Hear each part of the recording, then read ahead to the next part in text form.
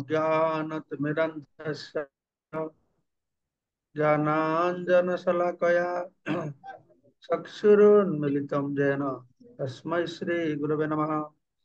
नमो विष्णुपादाय कृष्णप्रेष्ठाय भूतले श्रीमते भक्तिवेदान्त स्वामिने इति नामिने। नमस्ते सारस्वती देवे गौरवाणी प्रचारिणे निर्विशेषा शून्यवादी पाश्चात्य देशतारिणे वंशाकल्पतरुभ्यश्च कृपा सिन्धुभैव च पतितानां पावनेभ्यो वैष्णवेभ्यो नमो नमः। आजानुलम्बितभुजौ कनकावदातौ सङ्कीर्तनैकपितरौ कमलायताक्षौ विश्वम्भरौ द्विजवरौ जुगधर्मपालौ वन्दे जगत्प्रियकरौ करुणावतारौ धीराददत निजगुप्तवीतं स्वप्रेम नामामृतमत्तुतारम् आपामरजविततारं गौरकृष्णजनभ्यो तमहं प्रपद्ये। आनन्दलीलामय विग्रहाय हेमावद्दिव्यसुताय तस्मै महाप्रेम रस प्रदाय चैतन्य चंद्राय नमो नमस्ते। जय श्री कृष्ण चैतन्य प्रभु नित्यानंद श्री अद्वैत गदाधर शिवासादि श्री गौर भक्त वृंद।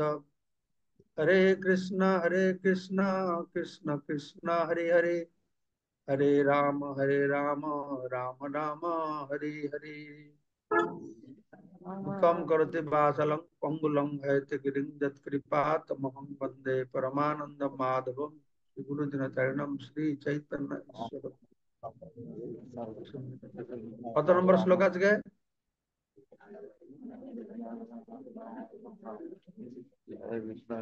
हरिबल। হরে কৃষ্ণ মহারাজ, ধন্যবাদ, প্রণাম। তো মহারাজ আজকে ওই 95 আর 96 এর তাৎপর্যটা হবে। 93 পর্যন্ত হয়েছিল গতকাল। হ্যাঁ কি হয়েছিল? 93। ঠিক আছে। তো মহাপ্রভু বলছেন এত বললি এক শ্লোক শিখাইল মোরে ভাগবতের সার এই বলে বারে বারে। তো একটা শ্লোক বলেছেন ভাগবতে, যেটা বলেছেন যে एवं व्रतः प्रिय स्वनाम कृत्या जातानुराग धृतचित्त उच्चैः हसति अथ रोदति रौति गायति उन्मादवत नृत्यति लोकबाह्य। কেউ যখন ভক্তি মার্গে যথার্থ উন্নতি সাধন করেন এবং তার অতি প্রিয় ভগবানের দিব্য নাম,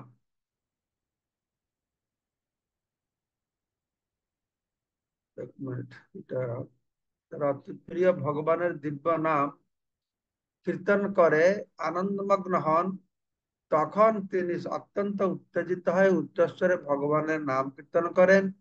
তিনি কখনো হাসেন, কখনো কাঁদেন এবং কখনো উন্মাদের মতো নৃত্য করেন। বাইরের লোকেরা কে কি বলে সে সম্বন্ধে তার কোনো জ্ঞান থাকে না। তাহলে আমরা এখন বুঝতে পারছি সেই স্তরে পৌঁছালে কিভাবে কোনো বাহ্য জ্ঞান থাকে না, সেইটা নিয়ে সে হাসে, কান্দে, নাচে, লোক দেখানোর জন্য নয়। ঠিক আছে? তো এখানে যে বলা হলো এবং এবং ব্রতঃ, এইভাবে যখন কেউ নৃত্য কীর্তনে ব্রতপরায়ণ হন, হ্যাঁ, এবং ব্রতঃ প্রিয় নাম কীর্তিয়া। তো এখানে প্রভুপাদ বলছেন যে তার প্রিয় ভগবানের নাম, তা ভগবান তার প্রিয়। আর কোথায় বলা আছে ভগবানের যেই নামটা তার প্রিয় ভাল লাগে সেই নাম সে কীর্তন করবে। ভগবানের যে নামে ভাল লাগে সেটা কীর্তন করুন। প্রভুপাদ বলছেন যে প্রিয় ভগবানের নাম এবং ব্রতঃ স্বপ্রিয় নাম, তার প্রিয় ভগবানের প্রিয় কে প্রিয়, এবং ব্রতঃ স্বপ্রিয়, প্রিয়টা কে না ভগবান। আর তার দিব্য নাম কীর্তিয়া কীর্তন করবে। জাত অনুরাগ ধৃত চিত্ত। এক সেকেন্ড।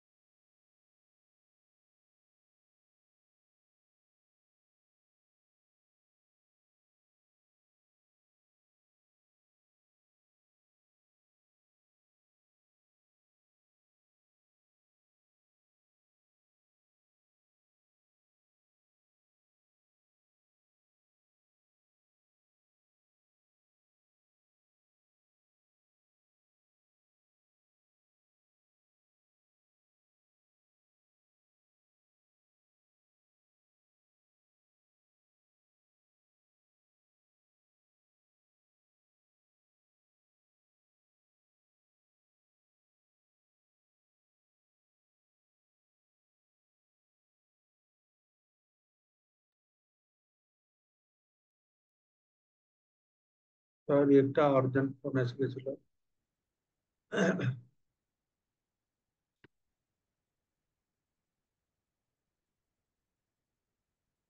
তো এখানে বলা হল এবং ব্রত সুপ্রিয় নাম কীর্ত্য়া জাত অনুরাগ চিত্ত উচ্চহি। তো ভগবানের দিব্য নাম কীর্তনে মগ্ন হবে, তখন কি হবে না তিনি অত্যন্ত উত্তেজিত হয়, ধৃতচিত্ত অত্যন্ত আগ্রহ সহকারে উচ্চাহী, সে উচ্চস্বরে ভগবান নাম কীর্তন করবে। তখন হাসতি রোদতি রৌতি মানে হাসতি মানে হাসবে, রোদতি মানে রোদন করবে ক্রন্দন করবে, রৌতি মানে উত্তেজিত হয়, গায়তি মানে গান করবে, উন্মাদ মতন নৃত্যতি উন্মাদের মতন নৃত্য করবে, লোক বাহ্য কে কি বলে তার অপেক্ষা না করে সেভাবে করবে। এই তার বাক্য আমি দৃঢ় বিশ্বাস ধরি নিরন্তর কৃষ্ণ নাম সংকীর্তন করি। সেই কৃষ্ণ নাম কভু গাওয়ায় না চায়, গাই নাচি নাহি আমি আপনে ইচ্ছায়। আমি জেনে শুনে নাচছে না, গাইছে না, ওই নামের প্রভাবে আমি নাচছি গাইছি আর সবসময় কীর্তন করছি। তো সেই কৃষ্ণ নাম কখনো আমাকে গাওয়ায় কখনো নাচায়, আমি নাচি ও গান করি, আমি নিজের থেকে তা করি না, নামের প্রভাব আপনা থেকে তা হয়। যে মানুষ গুরুদেবের বাক্যে আস্থা না রাখে, স্বাধীনভাবে কাজ করে, সে কখনো ভগবানের দিব্য নাম কীর্তন করতে পারে না। তাই বলা আছে যস্য দেবে পরাভক্তির যথা দেব তথা গুরু তস্যতে কথিতে অর্থ প্রকাশন্তে মহাত্মা। এই ছিল হয়েছে না কি মা? হ্যাঁ, হয়েছে।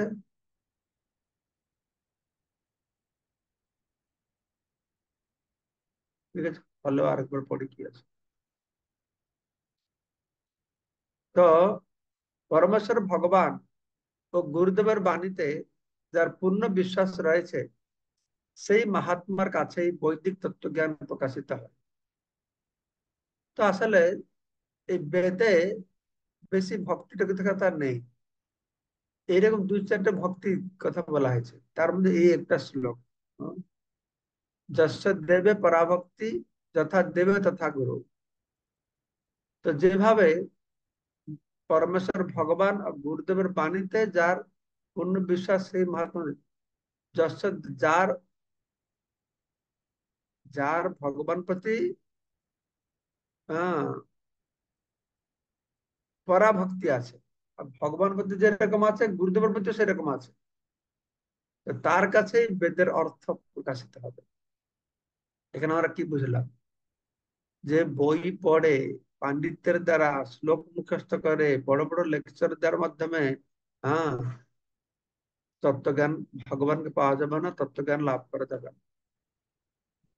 নায়ং আত্ম প্রবচন লভ্য ন মধ্যয়া ন বহুন সুতেন। নায়ং আত্ম প্রবচন, আত্মা উপরে বড় বড় লেকচার দেওয়ার মাধ্যমে হবে না। নায়ং আত্ম প্রবচন অয়ম, এই ভগবানকে ন অয়ম আত্ম প্রবচন লভ্য ন মেধয়া ন বহুন সুতেন। মেধাবীর দ্বারা, বুদ্ধির দ্বারা, বহু গ্রন্থ অধ্যয়ন করে বোঝা যাবে না। তো ভগবানের তার যে কৃপা হবে সে বুঝতে পারবে, সেই সে ঈশ্বর তত্ত্ব বুঝি পারে পারে। ঈশ্বরের কৃপালে সহজে যাহারে। ব্রহ্মা তাই বলছেন, তথাপিতে দেব পদাম্বুজদ্বয় প্রসাদ লেশানুগৃহীত এবৈ জানাতি তত্ত্বম ভগবত মহিম্ন নাচন্ন এক বিচরণ বিচ্ছিন্ন। হে দেব, আপনার চরণ কমলে একটা কৃপা কণিকা যে লাভ করেছে, সেই আপনাকে জানতে পারবে। জানাতে তত্ত্বম ভগবত মহিম, সে ভগবত তত্ত্বজ্ঞান তার কাছে প্রকাশিত হবে, না হলে হবে না। ভগবানের কৃপা হলে হবে। আর ভগবানের কৃপা পেতে হলে গুরু কৃপা দরকার। সেই জন্য এখানে বলা হলো পরমেশ্বর ভগবান আর গুরুদেবের যে কৃপা হবে। আর কৃপা হবে কখন? না, তাদের বাণীর উপরে যখন পূর্ণ বিশ্বাস থাকবে, গুরু ভগবান কথা পূর্ণ বিশ্বাস হবে, তখন সে বৈদিক তত্ত্বজ্ঞান প্রকাশিত হবে। সে তত্ত্বজ্ঞানী ব্যক্তি যারা আছে, তারা শিষ্যকে তত্ত্বজ্ঞান দেবে যখন শিষ্য তার নির্দেশ ঠিকভাবে পালন করে। তো আমরা অনেক এরকম শুনেছি, লীলা বর্ণনা করা আছে, যে শিষ্য মূর্খ, পড়াশোনা জানে না, কিছুই জানে না, তো তার কাছে সমস্ত বৈদিক জ্ঞান প্রকাশিত হয়েছে। আর অনেক শাস্ত্র টাস্ত্র পড়ে, বড় বড় লেকচার দিয়েও সে মানুষ ভগবানের কাছে আত্মসমর্পণ করতে পারে না। তো এই বৈদিক নির্দেশটি অত্যন্ত গুরুত্বপূর্ণ, এবং শ্রী চৈতন্য মহাপ্রভু তার ব্যক্তিগত আচরণের দ্বারা এই নির্দেশের সমর্থন করে গিয়েছেন। কিভাবে সমর্থন করেছেন? ব্যক্তিগত আচরণের দ্বারা। না, গুরু বলেছে আমাকে করতে, বাস সেটাই করো। অত বড় পণ্ডিত ছিলেন, দার্শনিক ছিলেন, হ্যাঁ, অত বড় অধ্যাপক ছিলেন, গুরু বলল না এসব কিছু কাজের নয়, তুমি শুধু হরিনাম করো, বাস। সেই রকম একটা ত্যাগ থাকা দরকার। অত পাণ্ডিত্য সব গঙ্গায় বিসর্জন করে দিয়ে শুধু হরিনাম করলে হয়ে যাবে সবকিছু, লোকেদের এ পর্যন্ত ভরসা হয় না। হ্যাঁ, কর্মকাণ্ড নিয়ে জ্ঞানীদেরকে মহিমা গান করছি, যোগীরা, কেউ যদি একটু চমৎকার দেখালো, মনটা ওদিকে ফিরে যাচ্ছে। তো মহাপ্রভুর অত কিছু থাকা সত্ত্বেও সব গুরুদেব বলেছেন বাস হরিনাম কর। তো সেইটা জীবনে তিনি গ্রহণ করলেন, আর সারা জগৎ দেখালেন, নিজে আচরণ করে, আপনে আচরে ধর্ম জীবের শিখায়। তার গুরুদেবের বাক্যে বিশ্বাস করে তিনি সংকীর্তন আন্দোলনের সূচনা করেন। ঠিক যেমন আজকের এই কৃষ্ণ ভাবনামৃত আন্দোলন শুরু হয়েছে আমাদের গুরু মহারাজের বাণীর প্রতি পূর্ণ বিশ্বাসের প্রভাব। প্রভুপাদ লিখছেন, মহাপ্রভু এই হরে কৃষ্ণ আন্দোলনের মূল শুরু করেছেন তো শ্রী চৈতন্য মহাপ্রভু। তার আগে তো হরে কৃষ্ণ মহামন্ত্রের এরকম বিস্তার প্রচার ছিল না। হরে কৃষ্ণ মহামন্ত্র জোরে বলতে বারণ করতো, কিন্তু জপ করতো। তো মহাপ্রভু আন্দোলন শুরু করলেন তার গুরুদেবের নির্দেশ পেয়ে। ঠিক সেরকম আমাদের ছিল প্রভুপাদ, তার গুরুদেব বললেন।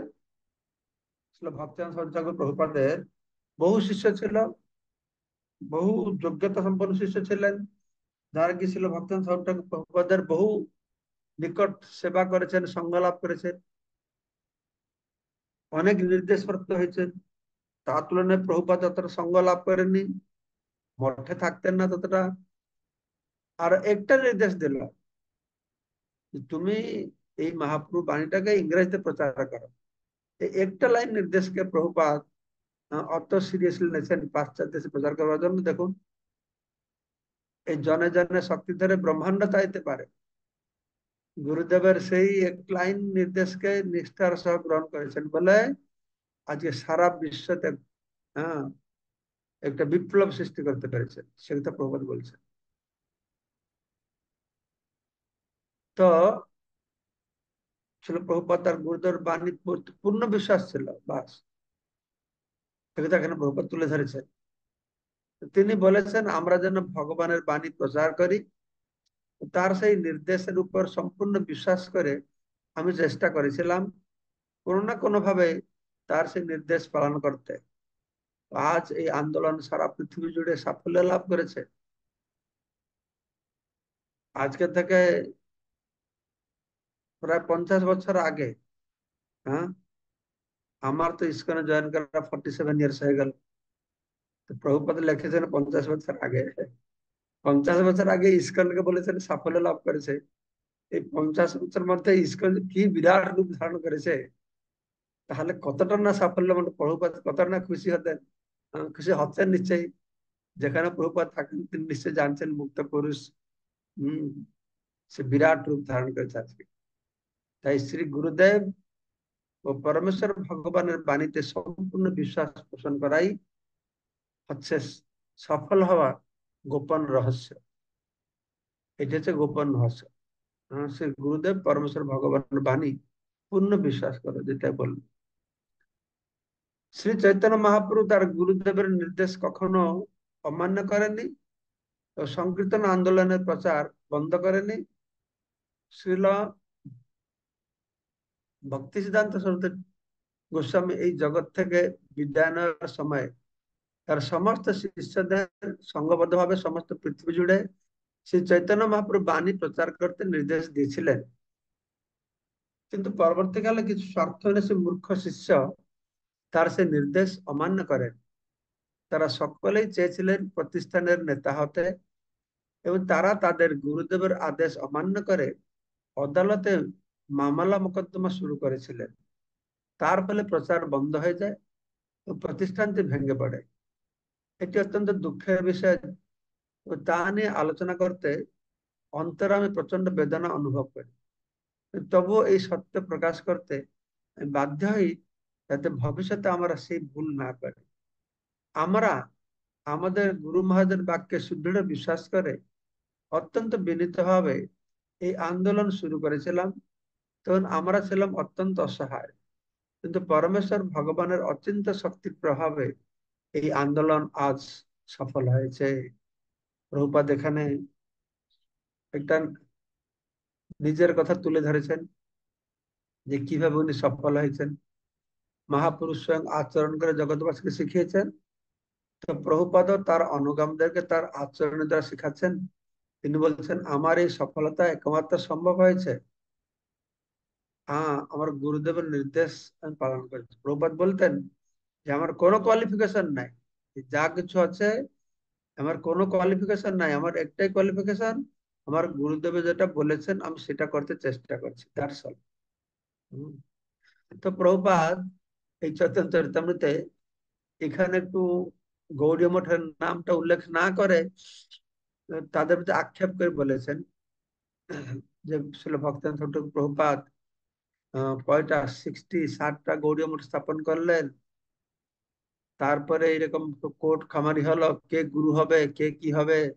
শিল ভক্তানন্দ ঠাকুর প্রভুপাদ গভর্নিং বডি করে সংস্থা চালাতে চাইছিলেন, কিন্তু তা সেটা না করে কে গুরু হবে সেজন্য ঝড়াঝাটি লেগে গেল। তো এটা শুনে অনেক গৌড়ীয় মঠেরা ভক্তরা আমাদেরকে বিদ্রুপ করে। গৌড়ীয় মঠ সম্পর্কে প্রভুপাদ আরো কিছু এরকম খুব কঠোর কথা বলেছেন, কিন্তু এখানে প্রভুপাদ নিজে বলছেন যেটি অত্যন্ত দুঃখের বিষয়। অবশ্য দুঃখ পাবে না, তার গুরুদেবের সংস্থা যদি এরকম ভাবে পড়ে যে ভেঙে পড়ে, সে দুঃখ পাচ্ছেন। কিন্তু এইটা সুস্পষ্ট যে তিনি গৌড়ীয় মঠকে হীন করবার জন্য, ছোট করবার জন্য, তার নিন্দা করতে এটা বললেন। তিনি লিখে দিয়েছেন এখানে আমি দুঃখের বিষয়ে আমি আলোচনা করতে বেদনা পাই। আমি এটা সবাইকে বলে আনন্দ পাচ্ছি তা না, কিন্তু কেন এটা আমি বলছি না, আমার অনুগামীরা যেন এই ভুলটা না করে। আমাদের শিক্ষা এটা এটা ইসকন হোক বা গৌড়ীয় মঠ হোক, যে কোনো সংস্থা হোক, এটাকে নেগেটিভলি না নিয়ে পজিটিভলি নেওয়া উচিত। এটা এখানে তুলে ধরেছেন সবার জন্য যে আমাদের প্রতিটি সংস্থা তার গুরুদেবের কথা যেন মেনে চলে, এটাই হলো মুখ্য জিনিস। কিন্তু কিছু কিছু গৌড়ীয় মঠের সবাই নয়, তারা খুব বিদ্রুপ করে বলে যে স্বামী মহারাজ, তারা তো আসলে ভক্তিবান ভক্তিবান স্বামী প্রভুপাদ প্রভুপাদ বলে না, যেহেতু ছিল ভক্তিবান ঠাকুর প্রভুপাদ সেই গৌড়ী মঠ স্থাপন করেছেন, তাই ওনারা ওনাকে প্রভুপাদ বলে। আমরা ইসকন প্রতিষ্ঠাতা আচার্য এনাকে শিল প্রভুপাদ বলি, আর রূপ গোস্বামীকে শিল প্রভুপাদ বলা হয়। তো জিনিসটা হচ্ছে এটাই যে আহ গৌড়ীয় মঠ আর ইসকনের সঙ্গে আমাদের কোনো বিভেদ নেই, আমরা সবাই মহাপ্রভুর অনুগামী। মায়াপুরে এখানে ছিল গুরু মহারাজ একটা আহ সংগঠন করেছেন, সারস্বত গৌড়ীয় অ্যাসোসিয়েশন, সারস্বত গৌড়ীয় সংঘ। হ্যাঁ, সারস্বত গৌড়ীয় সংঘ। কিভাবে সমস্ত গৌড়ীয় মঠ ইসকন যে যার মঠে তারা তাদের নিয়ম সব আলাদা, সব মঠে মঠে নিয়ম আলাদা, কেউ 16 মালা জপ করে, কেউ 12 মালা জপ করে, কেউ 4 মালা জপ করে। বিভিন্ন একাদশীর খাওয়া দাওয়া, একাদশী পালনের তিথি, কোন মঠে একদিন একাদশী করে তো আরেকটা গৌড়ীয় মঠে অন্য দিন একাদশী করে, সব মঠে আলাদা আলাদা আছে। কিন্তু সব মঠে আলাদা আলাদা এরকম নীতি নিয়ম, তাদের তাদের যে এগুলোর ডিটেলটা আলাদা আলাদা হলেও সবাই কিন্তু মহাপ্রভুর দর্শন একই ফলো করে। তো তারা তো আলাদা আলাদা, তাদের যারা আচার্য আছেন তো আলাদা আলাদা করেছেন। কিন্তু গুরু মা চাইছিলেন যে যা মঠে যে থাকুক, তোমরা তোমাদের মঠ চালাও, কিন্তু আমরা আন্তরিকতা রেখে কিছু কাজ করা উচিত। যেন আমাদের মায়াপুরে ছিল ভক্তিনাথ ঠাকুর প্রভুপাদ, ভক্তিনাথ ঠাকুরের এই সব অনুষ্ঠানগুলি গৌড়ীয় মঠ আর ইসকন সবাই মিলে আমরা একসঙ্গে করি, অনুষ্ঠানগুলো করি। তো যাই হোক, এটা আমি এখানে বলতে চাইছিলাম যে এটাকে গৌড়ীয় মঠকে নিন্দা করার উদ্দেশ্যে না বলেনি, প্রভুপাদ বলেছেন আমাদের সতর্ক করবার জন্য। হ্যাঁ, করতে বাধ্য হয় বলছেন, তবে সত্য প্রকাশ করতে বাধ্য হয়, এটা সত্য কথা। তো যাতে কোর্ট খামারি হলো, ভূমিটা ভেঙে পড়লো, যে একসঙ্গে থাকতো আজকে বিরাট রূপ ধারণ করতো। তো কেউ কেউ বললে হ্যাঁ, আলাদা আলাদা হওয়ার ফলেও অনেক প্রচার হয়েছে, ঠিক আছে, এটা কৃষ্ণের ইচ্ছা। তো স্যার প্রভুপাদ বলতেছেন যেন ভবিষ্যতে আমরা সেই ভুল না করি। আমরা আমাদের গুরু মহাজের বাক্যে সুদৃঢ় বিশ্বাস করে অত্যন্ত বিনীত হবে এই আন্দোলনকে আমরা বাড়িয়েছি। তো আমাদের বুঝতে হবে যে শ্রী চৈতন্য মহাপ্রভু কীর্তন ও নৃত্য সম্পাদিত হয়েছিল চিৎ জগতের হ্লাদিনী শক্তির প্রভাবে। এইটা আমাদের জানতে হবে, বুঝতে হবে, বিশ্বাস করতে হবে। কেননা কলিকালে যুগ ধর্ম নাম সংকীর্তন কৃষ্ণ শক্তি বিনা নাই তার প্রবর্তন, কৃষ্ণ শক্তি বিনা নাই তার প্রবর্তন। এই যে ইসকন অত বড় মুভমেন্ট হলো, যে গৌড়ীয় মঠ অত বড় হম মানে সংস্থা হলো, ছিল ভক্তিনাথ ঠাকুর প্রভুপাদ 60টা গৌড়ীয় মঠ করে গিয়েছিলেন। এখনো উনার শিষ্যরা গৌড়ীয় মঠে কত হান্ড্রেড, শত শত মঠ তারা স্থাপন করলো। আর সেই গৌড়ীয় মঠের অনুগামী ছিল এই শ্রী ভক্তিনাথ স্বামী প্রভুপাদ। উনিও আজকে হাজার হাজার সারা পৃথিবী জুড়ে প্রচার করলেন। এই যে প্রচারটা হচ্ছে, এটা বুঝতে হবে, এটা স্বাধীন শক্তির প্রভাবে হচ্ছে, কোন জড় জাগতিক শক্তির প্রভাবে এটা হচ্ছে না। শ্রী চৈতন্য মহাপ্রভু ভগবানের দিব্য নামকে জড় শব্দ তরঙ্গ বলে কখনোই মনে করেননি। এমনকি কোন শুদ্ধ ভক্ত হরে কৃষ্ণ মহামন্ত্র কীর্তনকে জড় সঙ্গীত বলে মনে করে না। চৈতন্য মহাপ্রভু কখনো দিব্য নামের প্রভু হওয়ার চেষ্টা করেননি। পক্ষান্তরে তিনি শিক্ষা দিয়ে গিয়েছেন কিভাবে ভগবানের দিব্য নামের সেবক হতে হবে। আমাদের নামের প্রভু নয়, আমরা নামের সেবক। বলে নাম প্রভু, নামের সেবক হতে হবে। নাম হচ্ছেন ভগবান, কলিকালের নাম রূপে কৃষ্ণ অবতার।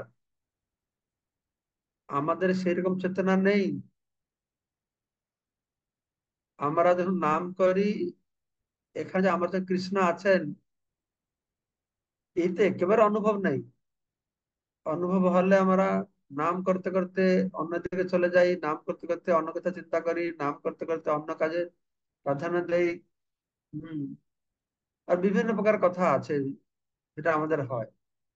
কিন্তু যারা বুঝতে পারে যে নামই ভগবান, কলিকালে নাম রূপে কৃষ্ণ অবতার, সেই নাম প্রভুর কৃপা হলে নামে রুচি হবে। নাম প্রভুর কৃপা না হলে নামে রুচি হবে কি করে? ঠিক আছে।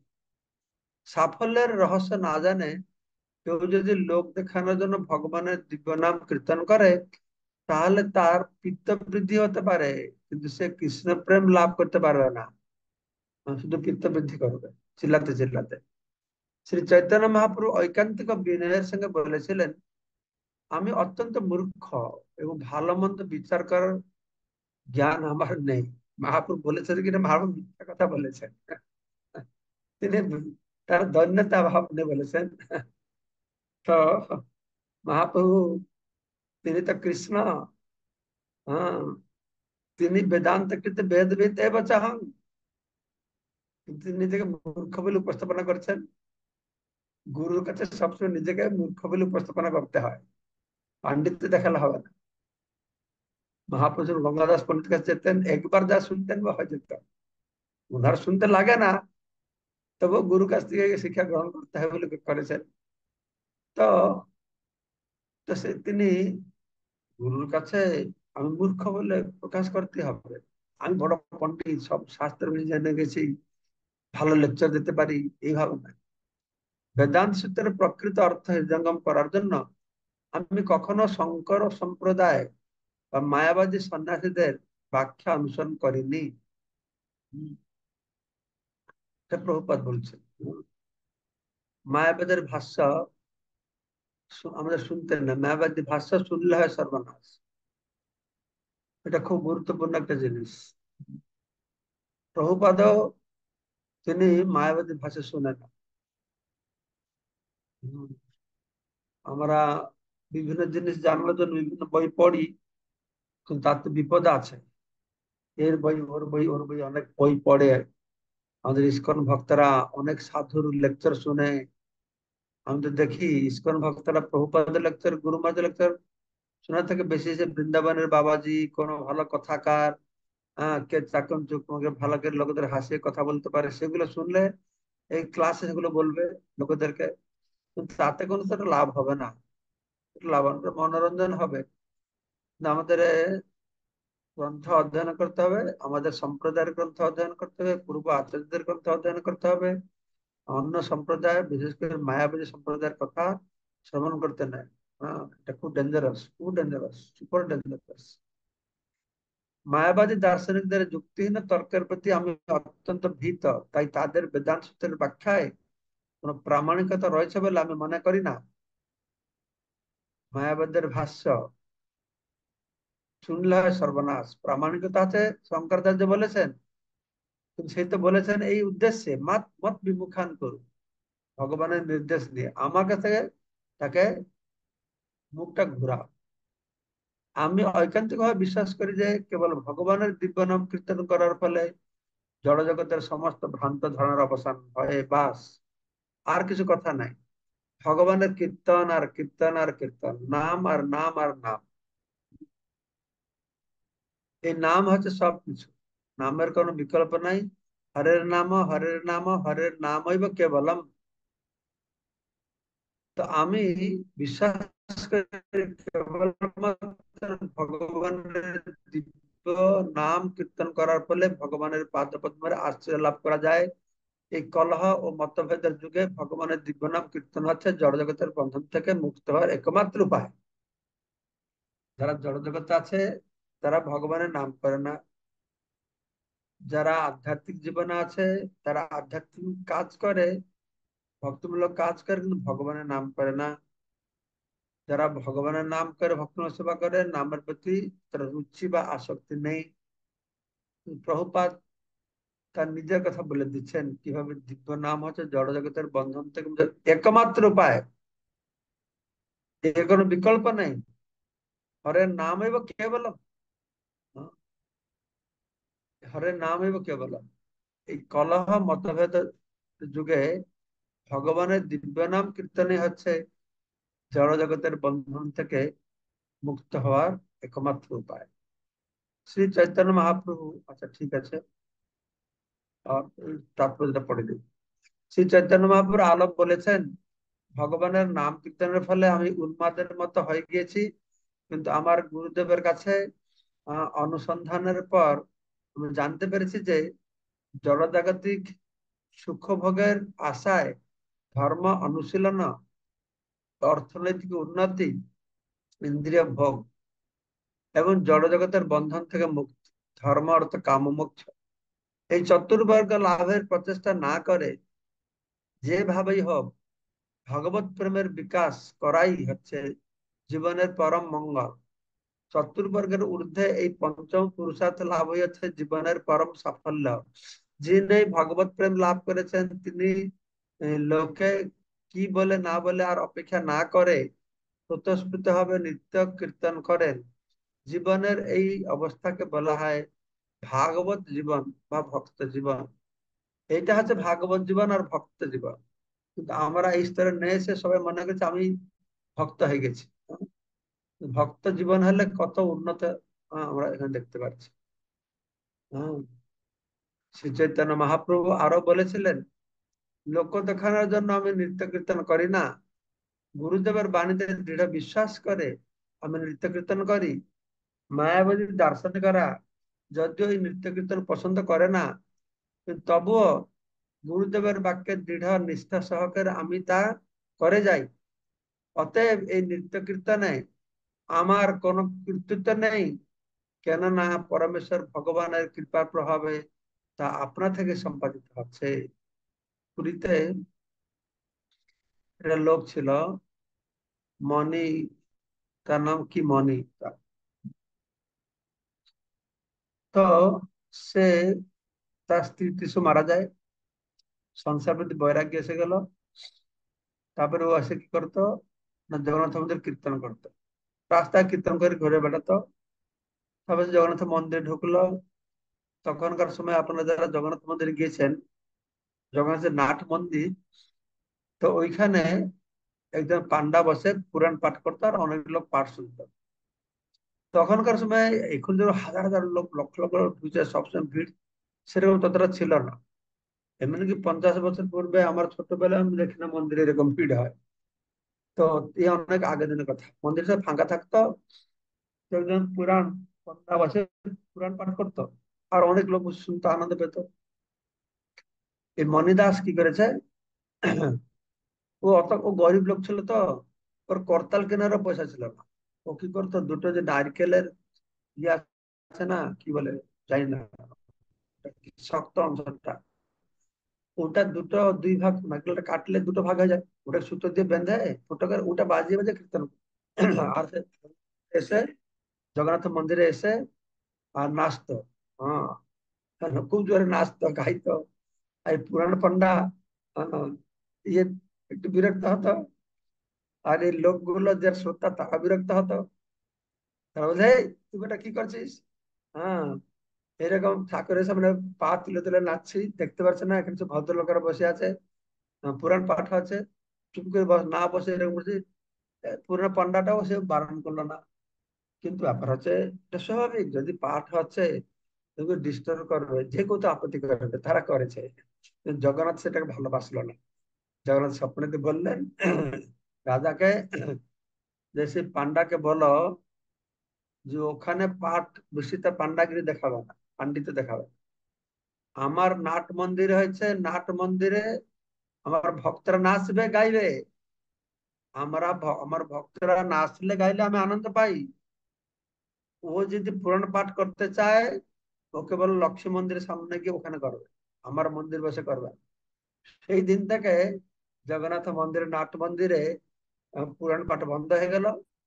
পুরাণ পান্ডারা লক্ষ্মী মন্দিরের সামনে গিয়ে পাঠ করা শুরু করলো। এখন সেটাও হচ্ছে না, যেহেতু সেখানে খুব ভিড় বেড়ে গেছে। তো সেটা আমি চিন্তা করি যে ভগবান এই কীর্তনকে কত ভালোবাসে। হ্যাঁ, ভগবানকে সন্তুষ্ট করতে হলে তোমার জ্ঞান পাণ্ডিত্য কোনো কিছুর দরকার নাই। হ্যাঁ, শুধু ভগবানের ভগবান আনন্দ পায় আর গুরুর নির্দেশ কীর্তনীয় সদা হয়, এইটাকে মনে এই ভাব নিয়ে যে কেউ কীর্তন করে, এটা জীবনের চরম লক্ষ্য। ব্যাস। খুব ভালো কথা প্রভুপাদ আজকে বলেছেন এটাতে।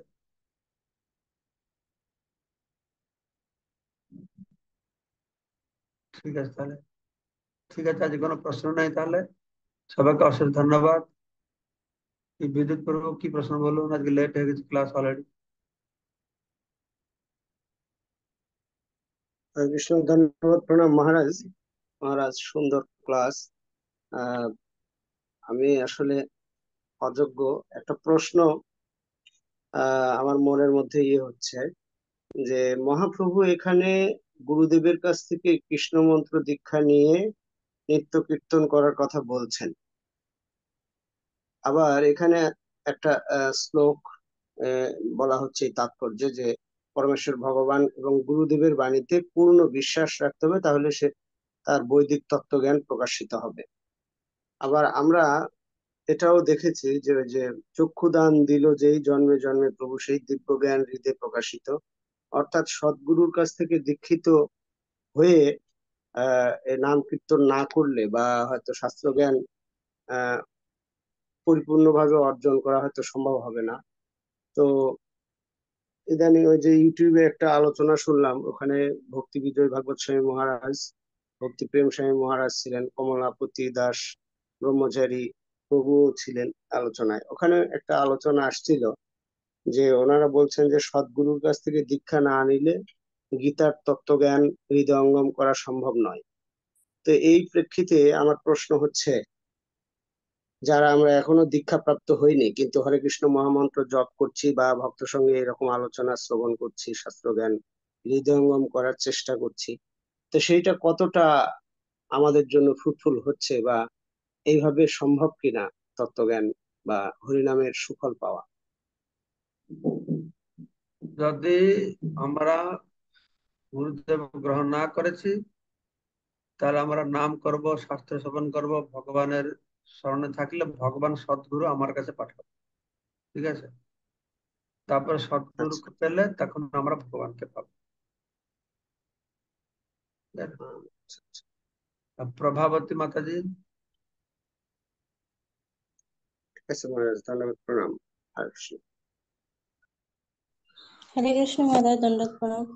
महाराज बेले बेले देखा जाए कि भक्त माने जो कथा गुरुदेव कहती कि 16 माला जप करवा, प्रसाद पाइबा सब कहती, किंतु बेले बेले देखा जाए कि गुरु का आज्ञा को 16 माला जप न करी गोष्ठी सामूहिक भाव जो कीर्तन हरे कृष्ण कीर्तन करे से माने तांकर आग्रह आसे, किंतु हमको जो कहा 16 माला जप करने पे सेटा हुए ना, सेटा कल महाराज सेटा कौन ठीक है?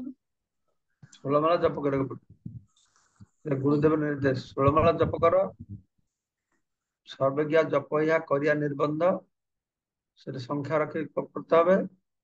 তারপরে সংকীর্তন করতে হবে, দুইটাই করে। ঠিক আছে,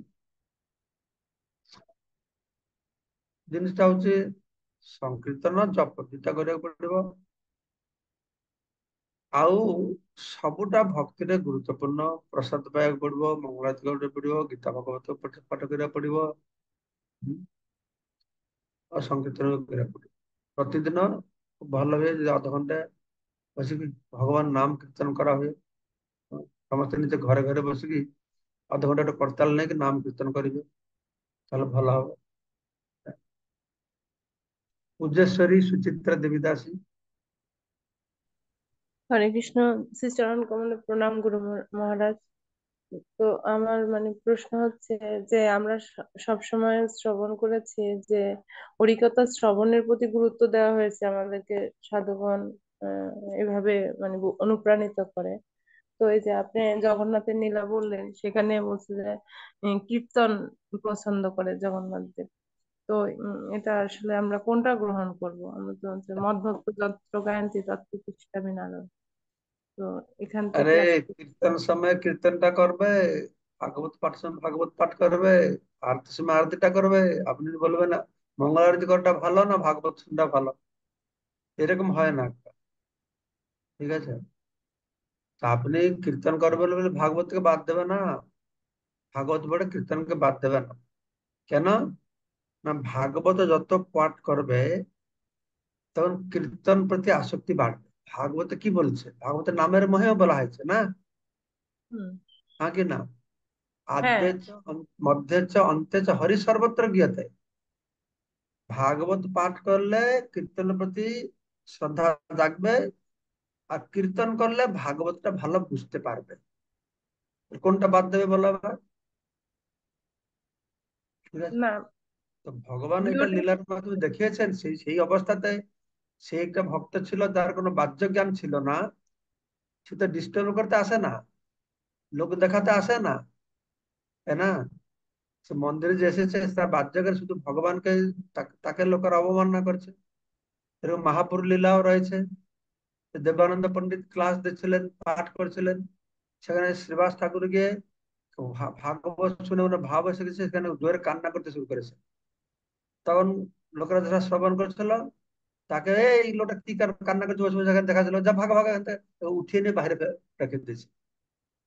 তো মাহবুব পরে এসে শাসন করেছে, তুমি এরকম করেছো। তো ব্যাপার হচ্ছে এটাকে বুঝতে হবে কোন ভাবে কোন অবস্থায় কোন সময় কি হয়েছে, তাই না? সেই অবস্থায় করেছে বলে আহ, তাকে ওরা বলেছে যে আমার মন্দিরে নাট হবে, ভক্তরা নৃত্য করবে, তোমরা একটা ভাগবত পাঠের জন্য আলাদা জায়গা করো।